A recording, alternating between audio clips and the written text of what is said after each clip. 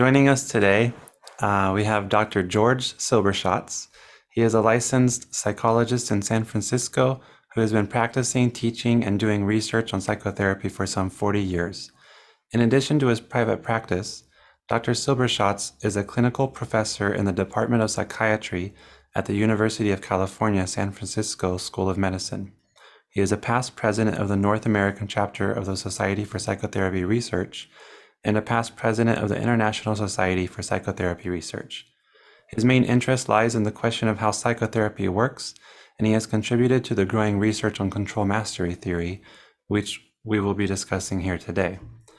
Dr. Silberschatz, again, thank you for joining us. Pleasure to be with you. So I gave you a brief introduction there, but is there anything that you'd like to elaborate on, or can you kind of tell us about yourself and what you do? Sure. The main thing is that it's unusual in our field, in the field of psychotherapy, to have someone who is both a practicing clinician, which I've been all along, as well as someone who does research. I think in a lot of the academic world these days, it's very bifurcated, that people are either doing clinical work or research. And so many of the people doing research in psychotherapy don't see patients or haven't seen patients in a very long time. And I think that having one foot in both worlds has been extremely beneficial and useful to me. Yeah, I've read a few books on the divide between researchers and clinicians, especially books by psychoanalysts, and they, researchers, they conduct these randomized controlled trials on these different therapies, and then they say, hey, look, it works. But then a lot of times the clinicians, they might argue, well, maybe it works in a lab, but it's different here in the real world. So is that kind of what you're talking about? And yeah, and I think as a clinician, one of the things that we know is really important is, well, the question is not what works, but what's going to work for this particular patient that I'm seeing right now, because the kind of thing that works for one patient may not work well for another patient. And so from the clinical perspective, it's very important to be able to understand something about the patient and how you can help this patient. And the research tends to focus a lot on depressed patients or anxious patients or OCD, and that doesn't really tell us very much about the next patient coming into our office for a therapy session. Yeah. You sent me an article, I think it was maybe a book chapter, but in it, it mentioned Hippocrates and how he said something along the lines of, we should be asking what type of person has a disease more so than what type of disease does the person have. Exactly. Yes, yeah. I love that. There's a lot of wisdom in that, in my opinion. Yeah. So can you tell us, in over 40 years of practicing, kind of your theoretical orientation, maybe your background, and what you've seen in regards to what we were just now discussing in your experience? Yeah, so like a little bit of history for me. So I got interested in this question my last year of college, actually, as an undergraduate. I got my degree at Berkeley, and I took a seminar, a clinical psychology seminar, actually a psychotherapy seminar about just different models of psychotherapy. And it just sparked an incredible interest for me about what is it about two people sitting down for a period of time and a person getting help from that. What goes on between people that allows those kinds of changes to occur? And to the extent that changes are occurring, how do we understand those changes, or what contributes to those changes? And I think that's really the question that has been on my mind since that time as an undergraduate. It's just something I did my doctoral dissertation on that question. It's what I've pursued in research and my teaching and my writing, of just wanting to have a clearer and a better understanding Mm. of what is it about psychotherapy that works. In other words, how does it work? I'm less interested in particular top-down theoretical models than I am in just wanting to have some perspective Mm. on how therapy works. And that's really what's driven me. And that's partly what drove me to the work at Mount Zion Hospital that Joseph Weiss and Harold Sampson were doing on their control mastery theory, because I thought that that was one of the really interesting. I mean, they were doing research. I mean, first of all, they were both psychoanalysts, but they were doing what was unique about them is these were practicing psychoanalysts that were also studying Mm. the process of psychoanalysis, very, very detailed oriented studies about the process and what was going on in the process that contributed to, and of course that's what I was really interested in, and that's what drew me to that work, and that's kind of where I've stayed Okay. pretty much my whole career. Did you did you have personal training in psychoanalysis, or did you go to?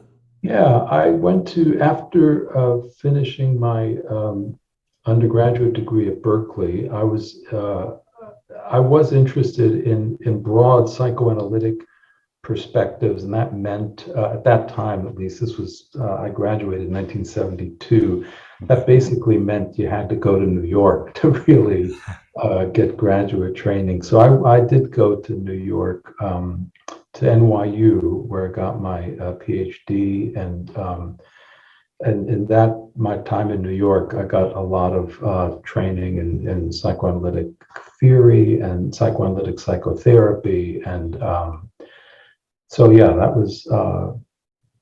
that's where I developed my chops in terms of at least getting the background. You know, I mean, there are plenty of things that are wrong with psychoanalytic theory in my point of view, but I think it was the most ambitious theory at the time of really wanting to understand what made people tick and why people did the things they did, and what were things that people were unconscious about. And so I think I was really very immersed in that for a long time. Okay.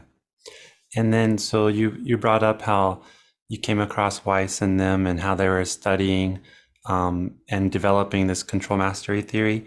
Can you Mhm. explain what control mastery theory is, maybe its main principles, and how they view case conceptualization? Sure, Yeah. sure. So the first thing one always has to start with is this weird name, control mastery theory, because when I've gone many parts of the world in the United States and given talks on control mastery theory, and the first thing people think of, oh, here comes some weird guy from San Francisco, and this is going to be some S&M kind of thing. That's the first kind of thing that comes up in people controlling and mastering and all that. And of course, it has nothing whatsoever to do with that. The name control mastery theory just comes from two basic premises of the model that Weiss and Sampson developed, which is that people have considerable control over their conscious and unconscious mind, and that control is regulated by a person's perceptions of safety and danger. Hmm. So that's the control part of the name for the theory. And the mastery part is the premise that people are primarily people that come to therapy are primarily motivated by mastery. They want to master their problems and conflicts. Okay, so that's the name part of the theory. In terms of the basic principles or premises of the theory, they're really just a handful of them, but they explain a great deal, in my opinion. So the first observation came, and it's a basic premise of the theory, it's about safety. So Weiss wrote a paper in 1952 called Crying at the Happy Ending.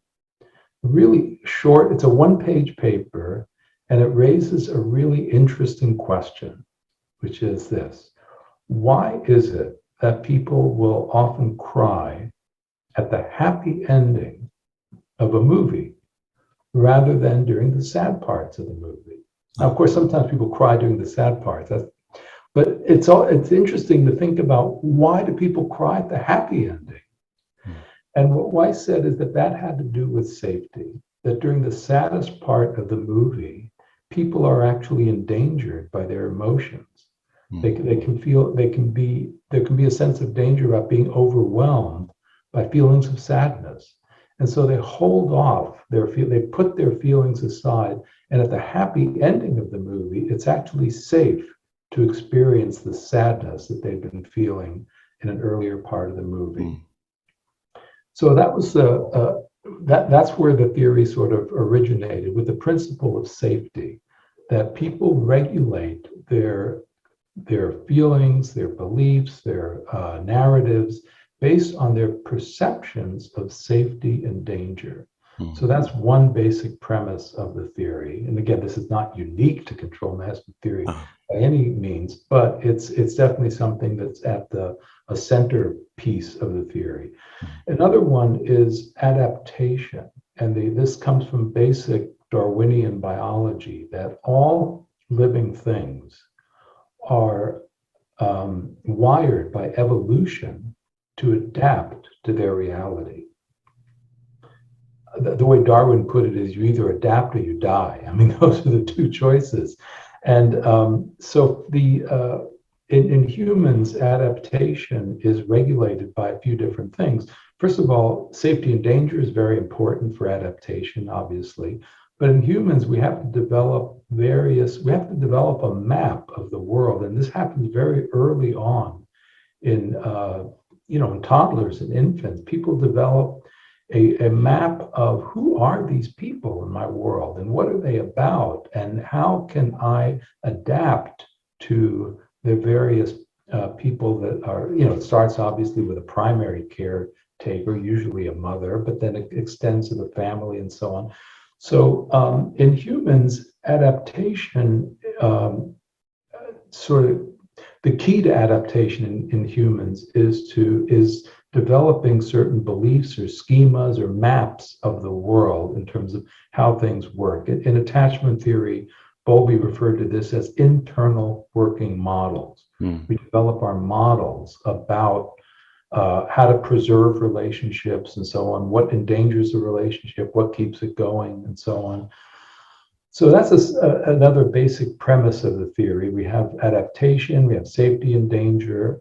Then based on certain kinds of problematic or traumatic kind of experiences, people will develop sort of pathogenic working models, or what we call pathogenic schemas or pathogenic kind of beliefs.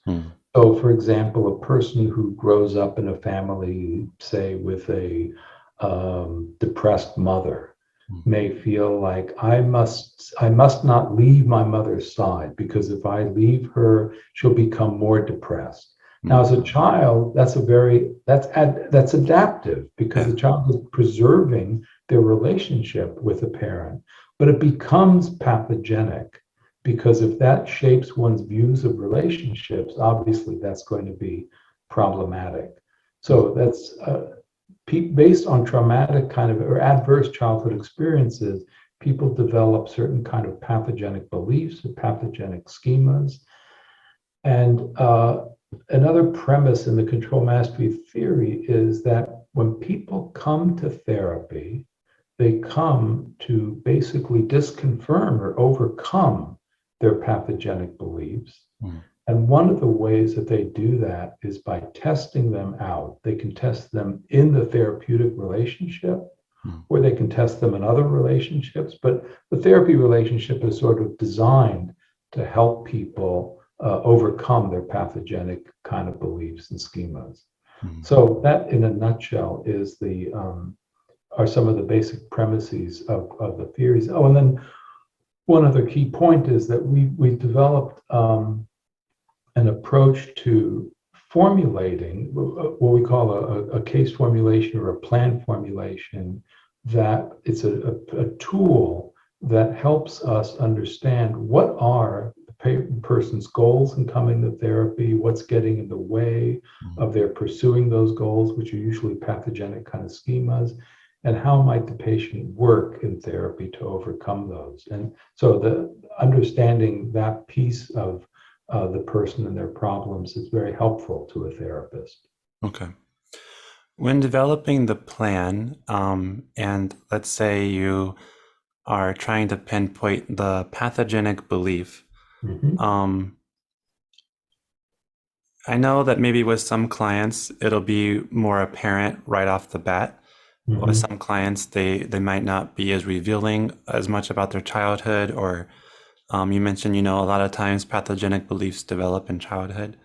So I guess like when you're developing a plan, how much do you have to know for certain that this is my client's pathogenic belief, um, and how much of that is kind of guesswork in the beginning stages? Mhm. Mhm. Yeah. That's a very important and excellent question. So, because we've done a lot of research on psychotherapy, we have um, had to streamline, for research purposes, we've had to streamline our formulation process from one session typically, which is an intake set. Now, the intake session is, I should say, it's structured. It's not just an open-ended kind of, it's a very structured interview where the person is asked, well, what are your primary goals in coming to therapy? What do you want help with, essentially? Mhm. And, then we get a detailed history and so on. So I only say this because in research studies, we've been able to demonstrate that we can do that. We can develop pretty reliable formulations based on one structured intake interview. Okay. Now, in clinical work, when a patient comes to see me in therapy, I'm not constrained by that, of course. I mean, I approach it in a much more open-ended way. Mm. That is, I do, of course, want to find out, what does the person want my help with? What's bringing them? And I do ask them a great deal about their history and their growing up and their relationships and so on. But I may take my time. I mean, that may be over a period of several sessions and so on. Mm. And it's true that some people are more open in talking about some of these things than others, of course. But the process of formulating it's an inferential process. Mm. And sometimes you make inferences. So, for example, let's say a person, has trying to think of an actual example here of a person who is in a problematic relationship, comes to therapy, and they want help leaving the relationship. Okay, that's what they say they want.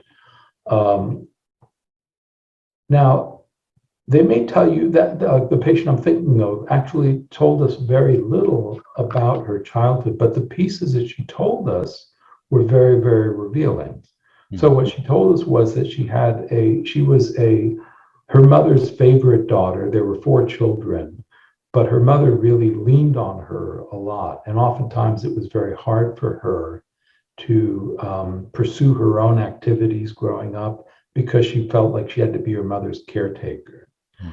Now, you go from that, here's where the inferential process comes. She's in a dysfunctional relationship with an alcoholic man. She'd like to leave. What's getting in the way of her leaving that relationship?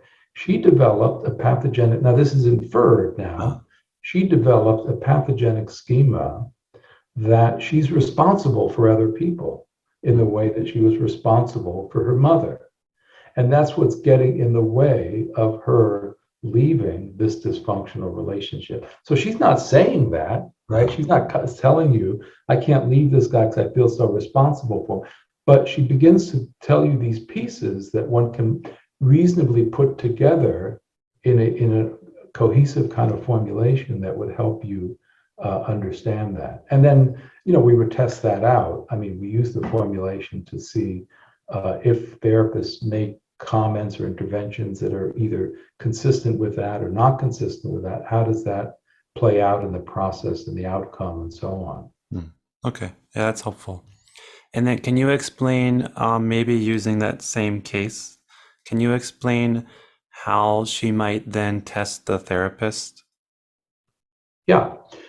Um, she might talk about something like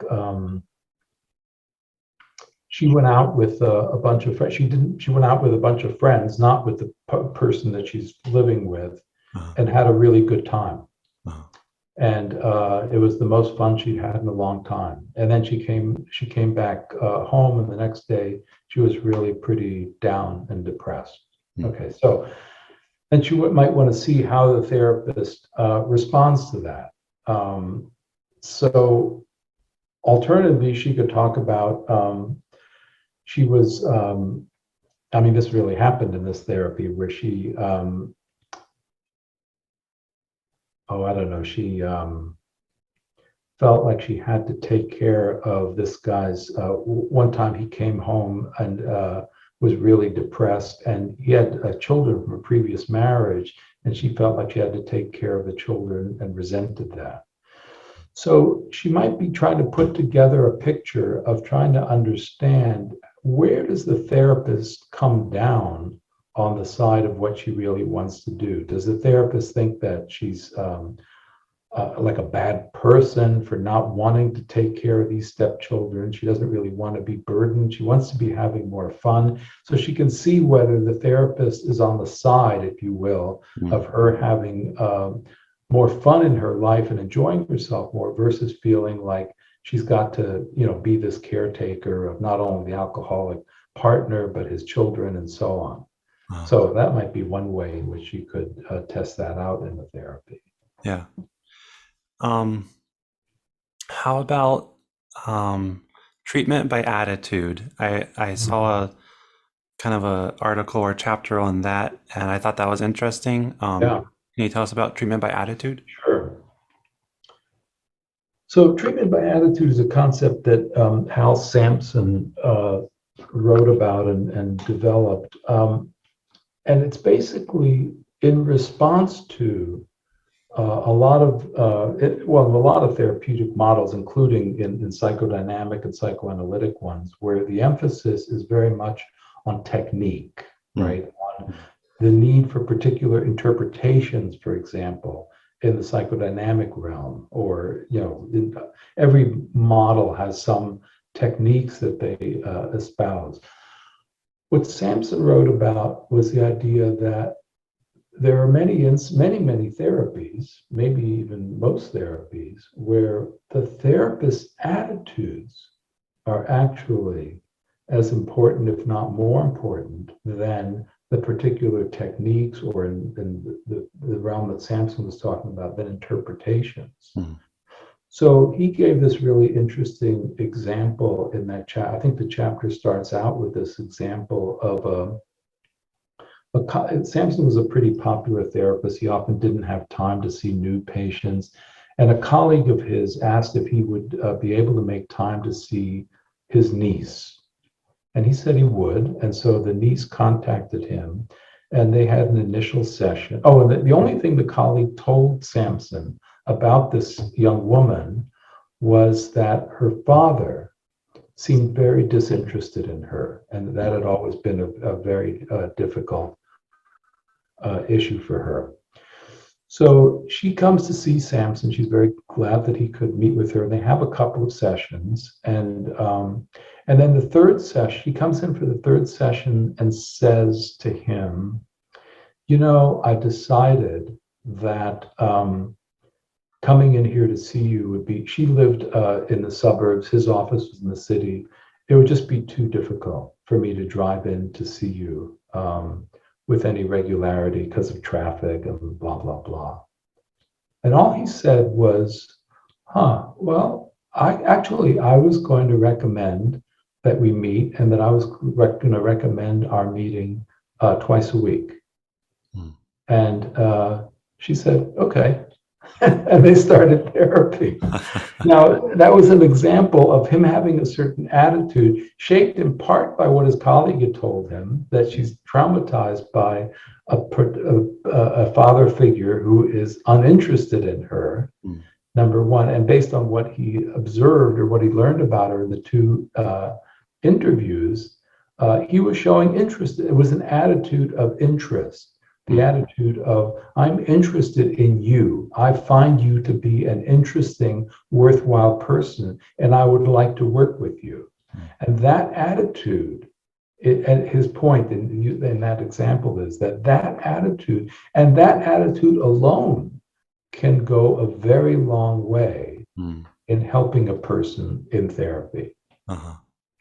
Yeah, that's like the therapeutic alliance or the therapeutic relationship, and how that can be more effective. Just the relationship can be more effective than a technique or an interpretation. Um, and that attitude built their therapeutic relationship in a sense, made it Right, stronger. right. No, But now here's where it gets a little bit tricky, okay. okay? Yeah. Because the same attitude Mm, can be extremely helpful for one person mm, and not helpful for another person. uh-huh. So, for example, like this woman was very helpful because her trauma, if you will, was having a parent that was uninteresting, that was not interested in her, didn't really wasn't invested in her, right? Yeah. And so that attitude was extremely helpful. But think about a different patient who came from a very different kind of background, different kind of family, where the parents were overly involved, like helicopter parents, overly intrusive, overly involved. Now, that person might say, I'm having second thoughts about therapy because of blah, blah, blah, and that might be part of anyway, for someone in that from that background, being able to say, no, I want to see you a couple times a week might not be all that helpful to them. They Mm, might need a different kind of that. They might need an attitude of, well, I'm interested in your thoughts about that. Let's talk about that. Or, perhaps this isn't the time that you want to do therapy, or whatever it might be. And then that person might be helped by an attitude that gave them more room and more autonomy, if you will, to mm. explore their own wishes more fully and so on. Yeah, that makes sense. And I wanna point out, if I have this correct, um, going back to the first example where she had the disinterested father and then she brought up to the therapist, um, I'm not sure about coming here anymore. And then when the therapist presented with that attitude of interest, and well, I was thinking we should meet like twice a week, and then she agreed. That was her testing, correct? Like, Yes, okay. yes. And he These things passed are the very test, so to speak. yes. That was a very clear example of the patient. That's a subtle kind of test. Mm, There's an example I use a lot in some of my teaching that of a patient who came to actually this was a psychoanalytic case that we studied of a psychoanalysis, a woman in her late 20s who sought treatment because she fought with her husband a lot. She mm, loved her husband a great deal, but she fought with him and she wanted to understand why she fought with him. She couldn't feel close to him. She couldn't enjoy sex with him, even though she loved him. mm, And that's why she was coming for treatment, right? So she chose a particular analyst for this treatment, a Freudian, pretty classical Freudian analyst, and she knew that this analyst is interested in dreams. mm, And she made it known that she's very interested in why she fights with her husband. Okay, so the first few sessions go on, and I think it was the fifth or sixth session of this psychoanalysis starts out in the following way. I had an interesting dream last night. And then there's a pause. mm, I also had a fight with my husband. Now there's a long pause. Which would you like me to talk about?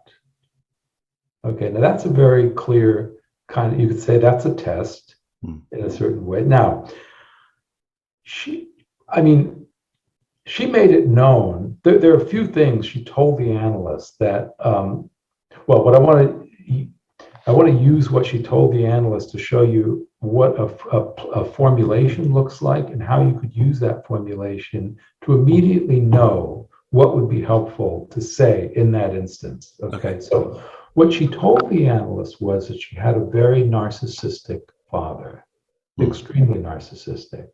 For example, if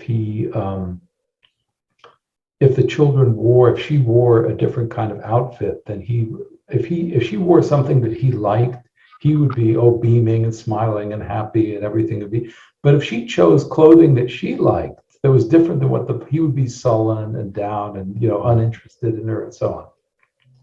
So extremely narcissistic. Yeah.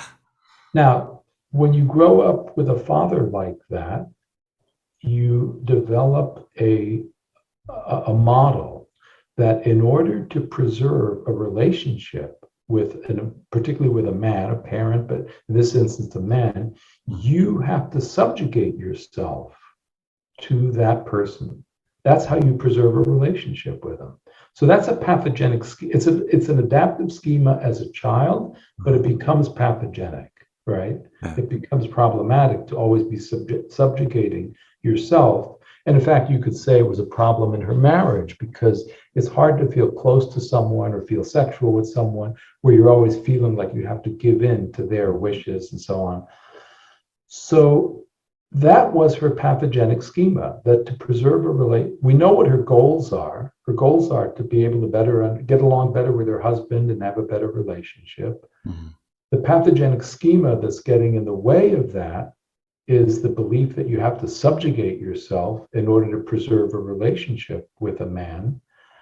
And the trauma that gave rise to that was being raised by this narcissistic father. Mm. Right? So that's kind of the rudimentary formulation, if you will. Now, with that formulation, you would know as the therapist that when the patient says, which would you like me to talk about? Oh, this is a test. Do I have to subjugate myself to you the way I had to subjugate myself to my father or the way I do with my husband, right? So being able to say, I think you should talk about whatever you'd like or whatever is important to you would, at least in that moment, I mean, it doesn't, obviously it's not going to cure her, but it would be very uplifting and reassuring to her. Mm-hmm. So that would be an example of a way in which we use a formulation to help understand what the patient is doing and how you can best help the patient. But the thing I always emphasize when I said to you earlier that what's important as a therapist is you need to know what's going to be helpful to this patient, to the particular patient you're working with. So someone could say, oh, well, for anybody saying, oh, I think you should talk about whatever you want to talk about. You decide what you want to talk about. That should be helpful to anyone, but it's not.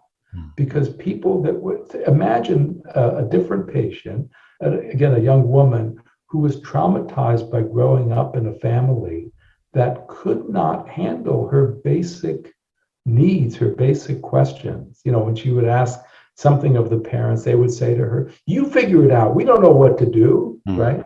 That's a different kind of trauma. And someone who's traumatized like that and then ask the therapist, well, what should I talk about? And if a therapist says, you talk about whatever you want, the patient's going to hear it as a repetition of they have to figure everything out on their own. They can't rely on someone. So it's very, very important to be able to understand what a particular patient's problems are in order to know how you as a therapist can best help them address those problems. Yeah, that makes sense. Makes sense. For just as an example, so I'm in a graduate program and we have to give case presentations.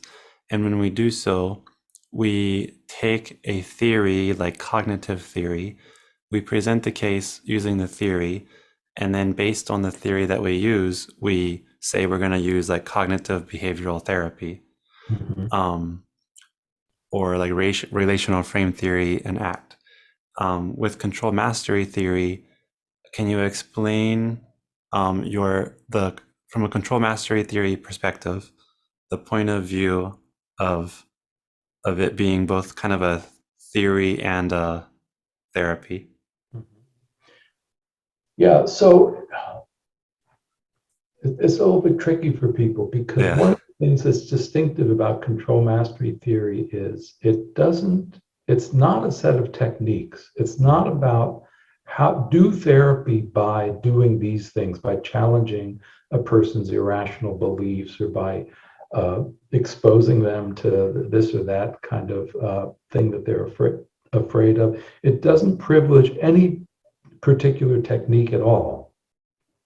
What the theory does is it's a model about how psychopathology develops Mm. and how psychotherapy can help address that, or how the psychotherapy can help a person work on or change their disconfirm their pathogenic kind of schemas and beliefs. And we don't privilege and that's why Sampson's paper on attitude is important. It can be done by attitude, it can be done by interpretation, it can be done by confrontation, it can be done by any number of techniques, as long as the particular technique that the therapist is using is specific to helping the person disconfirm that pathogenic belief. Mm. So, in that example I gave of the woman who says, "Which would you like me to talk about?" I mean, I could make up a scenario where someone makes a very deep interpretation about that. Like, when you were a kid, you felt like you always had to go along with what your father wanted, and that made you feel like you don't have any agency in terms of what you want. Mm. And I think in our relationship, I think you can have it. So that would be an example of just laying the whole thing out. That would be fine to do. I mean, because even that interpretation would be helping the person disconfirm their pathogenic belief that they have to that she has to subjugate herself to that therapist. You could achieve the same thing with a cognitive therapy intervention by showing the person a certain kind of irrational pattern of beliefs that she has, of needing to always take care of the other person's needs ahead of her own needs, for example, or so on. So any number of techniques per se could work, as long as the thing that's essential is that they are in the service of helping the person with this particular pathogenic schema that they have. So that's what the control mastery theory privileges, is understanding what the person's particular goals are, what their pathogenic schemas are. And to the extent that a therapy addresses that, it will be a successful treatment. It doesn't privilege one. And in a certain way, if you look at what the meta-analyses show, no one set of techniques is better than another. It's very, very hard to develop a clinical trial. When we do clinical trials comparing, CBT with EFT or with psychodynamic or whatever it might be, I mean, in general, the results come out that they're all the same, that no one is better than another. And from my point of view, the reason for that has to do with what I'm talking about. That, in other words, therapies that address the particular patient's problems and needs and goals, what we call the plan formulation, are going to be successful.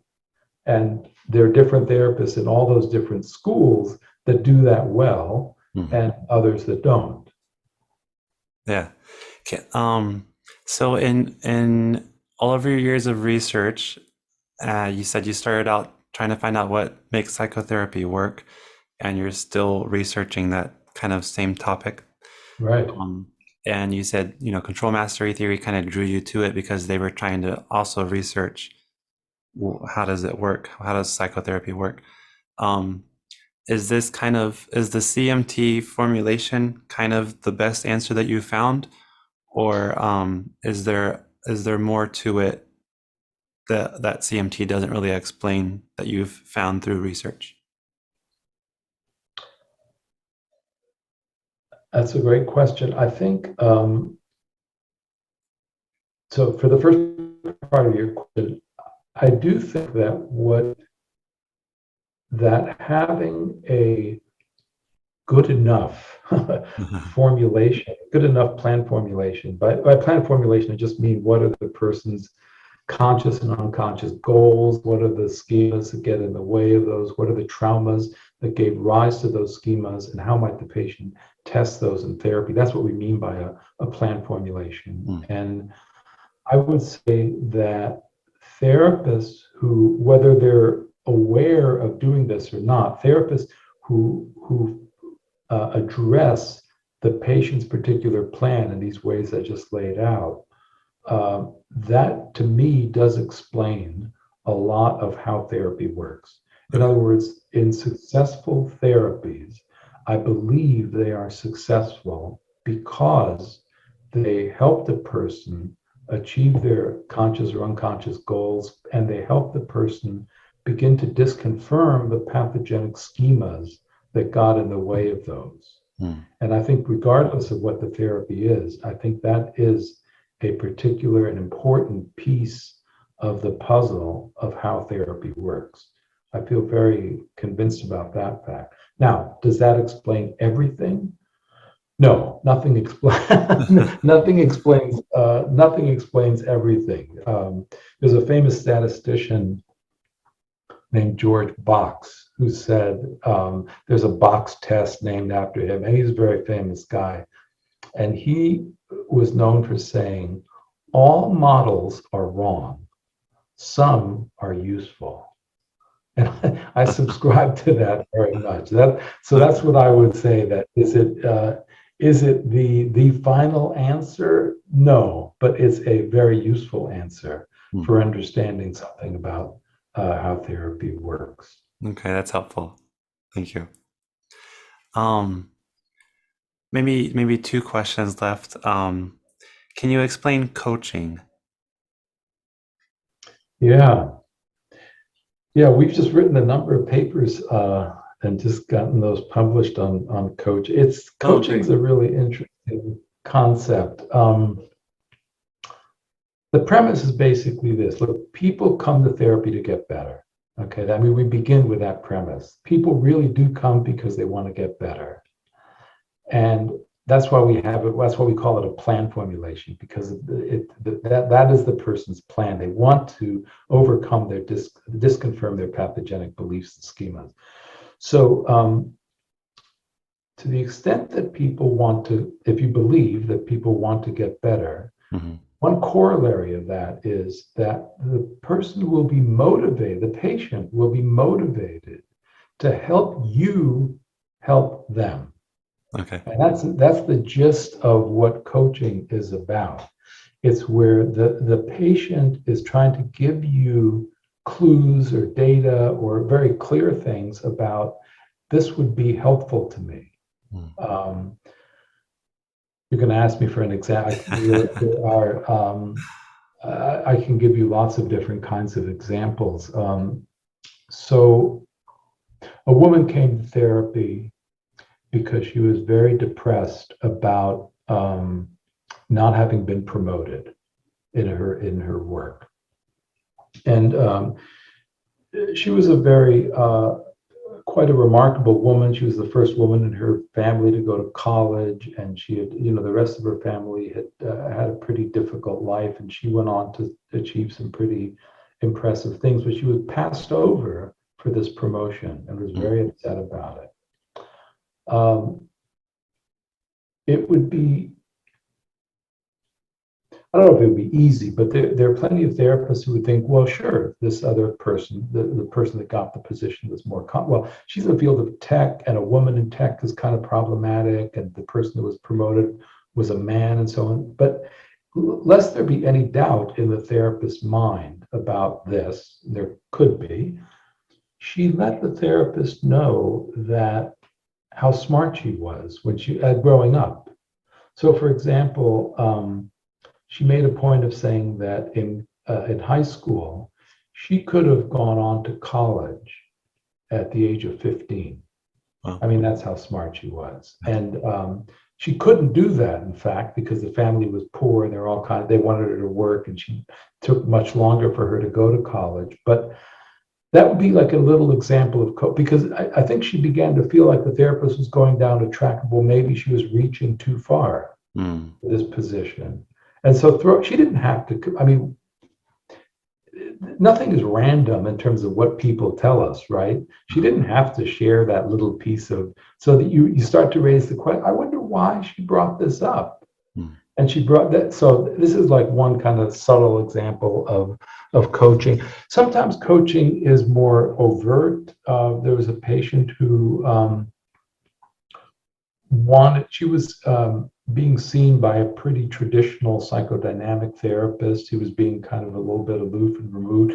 And in the first session, she made it known that she likes a little bit more interaction. So a little bit of coaching there. But then she went on in the second session to say, if she's going to open up to someone, she needs to feel like she knows something or understands something about who they are. Mm. Again, letting the therapist know something about what she needs. Uh-huh. Those are ways in which patients will coach. And in that particular case, the therapist would have none of it, I mean, because of where he was coming from. But then she made it really clear that she had various medical problems. She had various medical doctors that were very aloof and not very engaging. But one time she went to the Mayo Clinic, and there was a doctor there that was really warm and engaging. She had this wonderful relationship with him. And so those are all ways in which she's letting the therapist know something really important about this is how I form good, wonderful relationships. Yeah. So that's what we mean by coaching. Okay. For someone, let's say like me, who after I graduate my graduate program, if I want to learn more about control mastery theory, is there kind of like a certification process, or is there schooling, or what do I have to do other than just read up on it? Like, how can I become? Yeah. Well, for the longest time, there were no real way. I mean, people had to read up on it, and when Samson and Weiss were alive, we had various. There was one particular long 1 week workshop called the March Workshop, which was designed for people outside of the Bay Area. People came from all over the place to get a really intensive exposure to this point of view. But we have a pretty large research group now with a website, which is at SFPRG. It's the San Francisco Psychotherapy Research Group.org. And we do offer trainings of many different kinds. And this past year, we started it's the first year we've done it, and it's gone incredibly well, a 24-week intensive training that does have a certificate at the end of it in control mastery theory. And so there are a lot of courses, workshops that are offered by SFPRG that offer various kinds of trainings in control mastery theory. There's one actually tomorrow called the Master Clinician Case Conference, where I designate particular clinicians that are very, very skillful. And it's a 90-minute thing where they're discussing a case presented by an experienced therapist. There's another one later this month on how to become a more effective therapist. So there are lots of trainings and workshops that we do now, and we're a nonprofit. We don't do this for profit. So we try to keep the fees very manageable, and most of our instructors don't get paid for it. They do it. It's a labor of love, and so it's a good organization. Yeah, that's great. I'll put the link to the organization in the description below. Oh, great, thank you. And it also, by the way, I think I shared this with you, but it has many publications, maybe, I don't know how many now, a couple hundred publications that are up there on the website, which are available for anyone to look at. There's no charge for that. So there's also that up there and other kinds of things. That's great. Good. Yeah.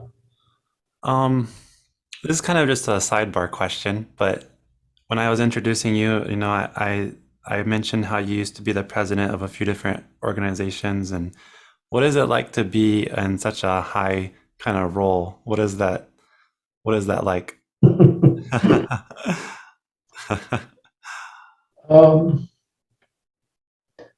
I mean, I suppose I've enjoyed it. The organization, they're basically the organization, like the Society for Psychotherapy Research, in a lot of ways has been like an intellectual and academic home for me. It's Mm. a place where I feel very, there's a lot of compatibility with many, many people in the org. It's international now, so I've loved the fact that people all over the world are interested in psychotherapy research, and so that's sort of what motivated me to take a leadership role in that group. Was that I just was so thrilled that there are so many, getting together once a year with colleagues all over the world that are interested in the same thing you're interested in is pretty cool. Yeah. So I like the fact that I could be part of that and was eventually entrusted to lead that organization because I think it's a great organization. I'm the same with the San Francisco Psychotherapy Research Group, which really has been my home. I mean, I went to school at Berkeley, Sampson and Weiss, and was called at that time the Mount Zion Psychotherapy Research Group, was in San Francisco, just across the bridge from Berkeley. And I started working there my last year of college and basically never left. Well, So I'm the president of that organization, of okay. that PRG, and I think that's yeah, I think that really has been like home for me for all these years. Yeah. Where do you see your career in the next maybe decade or so? Well, I'm still interested in that same question I was interested in back in the 70s about how therapy works. I want to keep at it. It's a big question, Yeah. and so I want to keep pursuing that. The main thing I've been doing now is really trying to bring sort of the next generation into addressing that question. So I'm really interested in getting more people involved, people earlier in their careers Mm. involved in research and teaching. And I've been finding that very, very, very gratifying. And I'm sure I'll continue to do that for as long as I possibly can to just keep bringing more more early career people into the mix and doing more collaborative work. I mean, since so much is now done on Zoom, it's made it really I love doing things in person and live, but being on Zoom has really opened the door to Yeah. so much for us in terms of being able to involve people. So, we do a lot of collaboration with a colleague and friend in British Columbia and Vancouver. We have colleagues, very active colleagues in Italy, in Europe, in other parts of Europe, in Asia, and Thailand. And so it's just opened up the world, and I want to continue down that road as much as I can as well. Yeah. That's awesome. That's It great. is. In the class that we just started in that certificate program, Mhm. we were gonna it's online for 24 weeks, and we were going to limit it initially to 15 people, but there was there was high demand for it, so we upped it to 18. But we have people from literally from all over the world, from Wow. Turkey, from Norway, from Canada, from all parts of the United States, and so it's really been really cool to have classes like that. Yeah. Yeah. That's really neat. That's good. Yeah, All right, sir. Thank you so much for joining us. This has been very informative, and yeah, like you said, with Zoom, I would prefer an in-person meeting, but this is, you're all the way across the country, and we're still able to meet together. So what a yeah, blessing that is. Yeah. it does make a lot possible. So thank you very much for asking me to be part of it, and I wish you well. Oh, thank you. Thank you.